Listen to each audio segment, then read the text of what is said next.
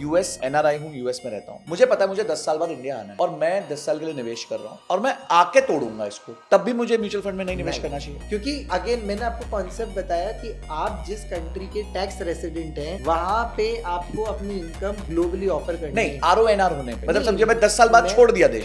But US में तो मैं जब जैसे मान लीजिए मैं आज यूएस में रह रहा हूँ, ठीक है, ठीक है, 2015 में मैं यूएस में था, 2025 में अब मैं वापस इंडिया आ रहा हूँ। ठीक है, 2015 में मैंने 1 करोड़ रुपए इंडिया म्यूचुअल फंड में डाल दिए, ठीक है, वो ग्रो होता गया। अब 2025 में मैं इंडिया आ गया, हाँ। ठीक है, अब मैं आकर के इसको तोड़ रहा हूँ। हाँ। 10 साल ये असेट्स आपके रिपोर्ट होंगे यूएस में, ठीक है, प्लस इसके अलावा इस पे सारे पीफिक के रूल्स भी लगेंगे। यहाँ पे कॉम्प्लिकेशन कंप्लायंस का बढ़ेगा, बट अगर मैंने बेचा नहीं है तो ऑब्वियसली मैं टैक्स तो सेव कर लूँ। नहीं, अगर समझिए मैं आके मैंने बेचा ही नहीं, मैं आ गया, शिफ्ट हो गया, मैंने 2 साल बाद बेचा, 3 साल बाद बेचा, तब भी मेरे को रिपोर्ट करूँ? तब रिपोर्टिंग लगेगी, बट टैक्स नहीं होगा।